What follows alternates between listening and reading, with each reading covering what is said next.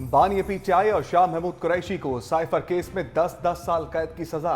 दोनों 5-5 साल के लिए नाअहल भी हो गए। ऑफिशियल सीक्रेट एक्ट की खसूसी अदालत के जज अबुल हसनान जुल्करनैन ने अडयाला जेल में समाअत के बाद मुख्तसर फैसला सुना दिया। फैसले में कहा गया, इस्तगासा के पास जुर्म साबित करने के लिए ठोस सबूत मौजूद थे। सजा सुनाते वक्त बानी पीटीआई और शाह महमूद कुरैशी के साथ साथ उनके अहले खाना भी अदालत में मौजूद थे।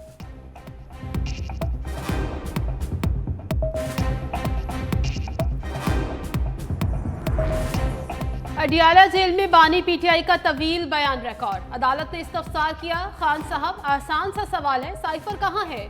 बानी पीटीआई ने जवाब दिया, मुझे नहीं मालूम, साइफर मेरे दफ्तर में था।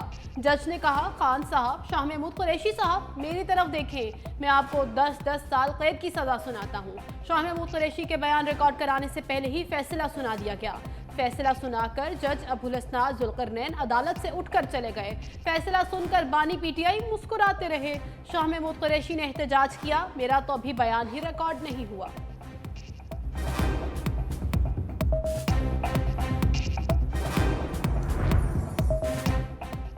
बानी पीटीआई ने हुकूमत गिराने की साजिश का मलबा जनरल बाजवा, नवाज शरीफ और शहबाज शरीफ पर गिरा दिया। अदालत में 342 का बयान रिकॉर्ड कराते हुए साबिक वज़ीर आज़म ने कहा, साइफर केस वज़ीर आज़म ऑफिस में था। चोरी जनरल बाजवा की एमा पर की गई। 3.5 साल में यह वाहिद डॉक्यूमेंट है जो वज़ीर आज़म ऑफिस से गायब हुआ। जिम्मेदारी मिलिट्री सेक्रेटरी, प्रिंसिपल सेक्रेटरी और सेक्रेटरी प्रोटोकॉल पर आती है। मिलिट्री सेक्रेटरी से इंक्वायरी का भी कहा, लेकिन कुछ पता ना चला। असल साइफर मेरे पास नहीं था, जो लहराया वो कॉपी थी।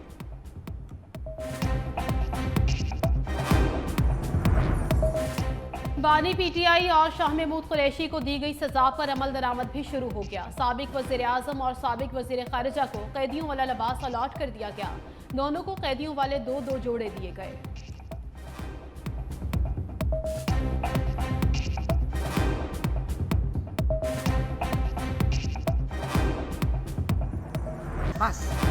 बानी पीटीआई की सजा के खिलाफ अलीमा खान का रद्द-ए-अमल सामने आ गया। कहती हैं, इंसाफ का जनाजा निकाला गया, जज ने हमारे साथ बदतमीजी की। वो तो सजाए मौत देना चाहते थे, लेकिन ऐसा नहीं किया गया।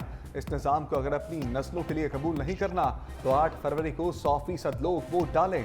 इससे बेहतर कोई इंतकाम नहीं।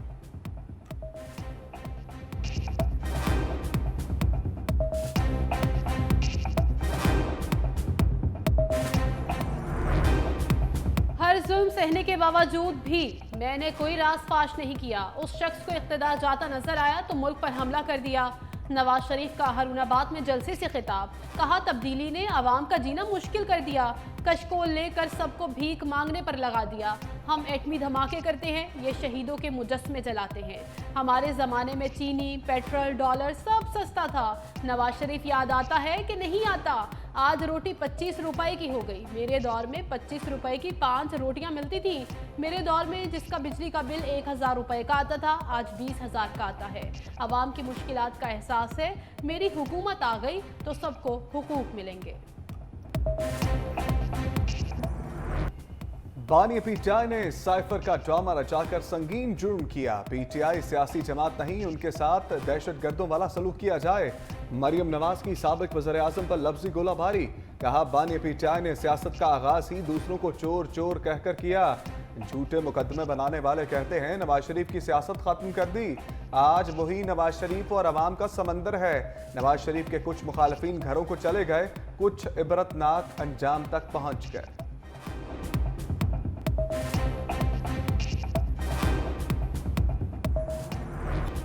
दहशतगर्दी फिर सर उठा रही है। मुल्क एक बार फिर खतरे में है। पुराने सियासतदानों को कोई फिक्र नहीं। पीपल्स पार्टी अवाम को अकेला नहीं छोड़ सकती। Chairman Peoples Party Bilawal Bhutto Zardari का DI खान में जलसे से खिताब, कहा रिवायती सियासतदानों में अहलियत नहीं कि मुल्क को मसाइल से निकाल सकें। इनका क्या बनेगा जो ठंड की वजह से इलेक्शन लड़ना नहीं चाह रहे थे। 8 फरवरी को DI खान में तीरों की बारिश होगी।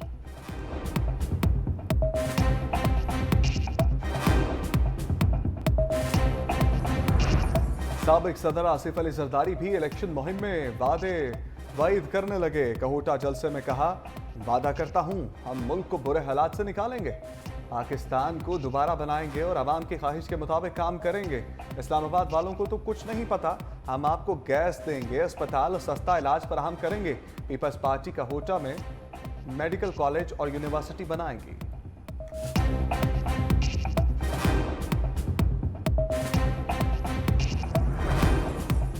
शहबाज शरीफ ने बिलावल भुट्टो का मुनाजरे का चैलेंज कबूल कर लिया। कहा, एक पार्टी कहती है कि मुनाजरा कर लो, जब इनके स्कूलों की छत तक नहीं पंजाब के अस्पताल देखने हैं तो राजनपुर चले जाएं।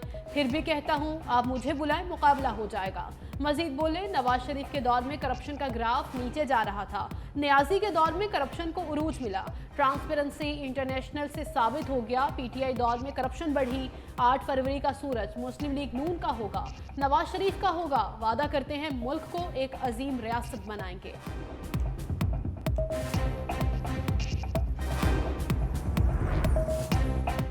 बुनियादी हक से महरूम करने के बाद मालूम था फैसला क्या आना है। फैसला चैलेंज करेंगे, कारकुन पुरअमन रहें, कानून को हाथ में ना लिया जाए। बैरिस्टर गौहर कहते हैं, हमें सुप्रीम कोर्ट और हाई कोर्ट पर एतमाद है, अदालतों से इंसाफ मिलेगा। कारकुन सब्र और तहम्मुल का मुजाहरा करें, मुश्तिल ना हो। बैरिस्टर अली जफर ने कहा, सजा तब होती है जब जुर्म साबित हो, यहाँ तो ट्रायल ही नहीं हुआ।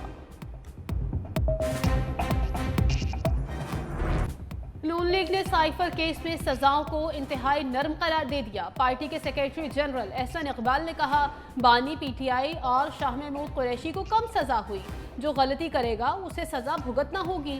ख्वाजा आसिफ बोले, इख्तिदार में रहने के लिए रियासत का इस्तेमाल नहीं किया जा सकता, कौमी सलामती के मामलात पर सियासत नहीं हो सकती। राना सनाउल्लाह ने रद्द अमल दिया, साइफर को पब्लिक करना रियासती मकासद के लिए नुकसानदेह है। हसास मालूमात को सामने लाकर रियासत को नुकसान पहुंचाया गया। मियां जावेद लतीफ बोले, अदालत ने मेरिट पर फैसला किया, पीटीआई को हमदर्दी का वोट नहीं मिलेगा।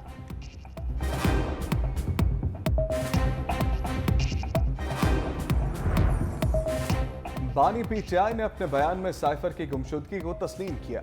साबिक वज़ीर आज़म ने साइफर केस को संजीदा नहीं लिया, अदालत के पास सजा देने के सिवा कोई चारा नहीं था।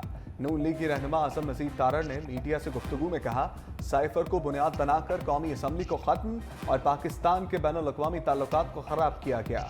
हमने तय किया वोट के जरिए फितने का खात्मा किया जाए। अदलिया के फैसलों पर हदूद में रहकर तनकीद करनी चाहिए, आईनी इदारों की तज़हीक की इजाज़त नहीं।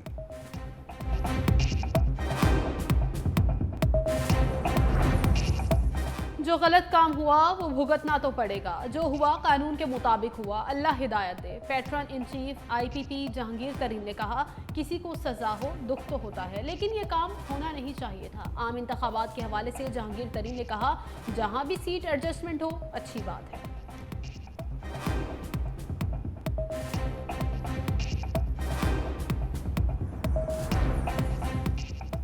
बानी पीटीआई और शाह महमूद कुरैशी को सजा पर बेहद अफसोस है। समाअत खुली अदालत में होनी चाहिए थी। अमीर जमात इस्लामी सिराजुल हक ने आज़ाद और गैर जानिबदार कमीशन का मुतालबा कर दिया। कहा, साइफर केस के हकायक पूरी कौम के सामने आने चाहिए। मुल्की मामलात में अमरीकी मुदाखलत 76 बरसों से जारी है। पहली बार हुआ कि अमरीकी मुदाखलत हमारे सरकारी हलकों में ज़ेर बहस आई। आईन और कानून की बालादस्ती के लिए जद्दोजहद जारी रखेंगे।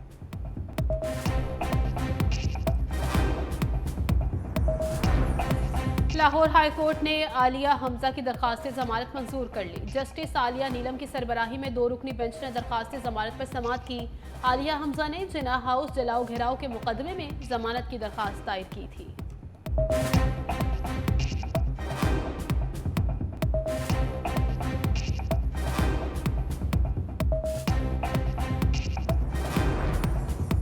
लाहौर की इंसदाद दहशतगर्दी अदालत ने सनम जावेद के जुडिशल रिमांड में 14 रोज की तौसीह कर दी। थाना शादमान जलाओ घेराव केस में सनम जावेद को इंसदाद दहशतगर्दी अदालत में पेश किया गया। अदालत ने जुडिशल रिमांड में तौसीह करते हुए समाअत 13 फरवरी तक मुलतवी कर दी।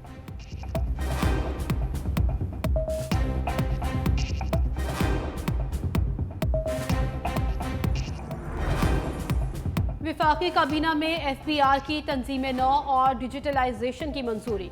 इलेक्शन कमीशन ने इस्लाहात से रोक दिया। निगरान वज़ीर आज़म अनवारुल हक काकड़ की ज़ेर सदारत विफाकी काबीना का इजलास। इस्लाहात की रोशनी में रेवेन्यू डिवीजन में विफाकी टैक्स पॉलिसी बोर्ड तश्कील दिया जाएगा। फेडरल पॉलिसी बोर्ड की सरबराही विफाकी वजीर खजाना करेंगे।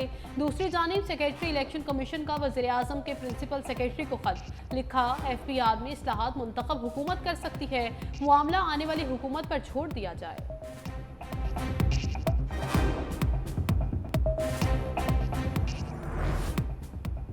कौन पुरस्कार शख्स मुल्क चला रहा है? सुप्रीम कोर्ट में सहाफियों को हरासा करने के केस में चीफ जस्टिस का सवाल। वकील ने जवाब दिया, सबको पता है। चीफ जस्टिस ने कहा, ऐसी बातें मत करें, ये कोर्ट है, अखाड़ा नहीं। समाअत के दौरान चीफ जस्टिस काजी फायजीसा ने वकील जहांगीर जदौन से कहा, आपके मौक्कल एक वजीर हैं, क्या बतौर वजीर वो बेयारो मददगार हैं? वकील जहांगीर जदौन का इस बात में जवाब। अटॉर्नी जनरल ने यकीन दहानी कराई कि सहाफियों के खिलाफ FIA नोटिस इंतखाबात के बाद चेकअप होंगे। समाअत मार्च के पहले हफ्ते तक मुलतवी।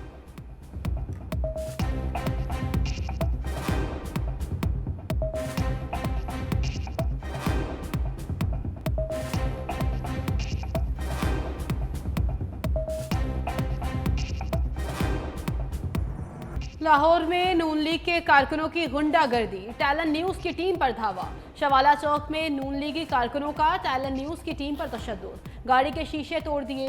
टैलेंट न्यूज की टीम हमजा शहबाज की रैली कवर करने गई थी। DIG ऑपरेशंस का नोटिस। सैयद अली नासिर रिजवी कहते हैं, वाक़े में मुलविस तमाम मुलजिमों के खिलाफ मुकदमा दर्ज होगा।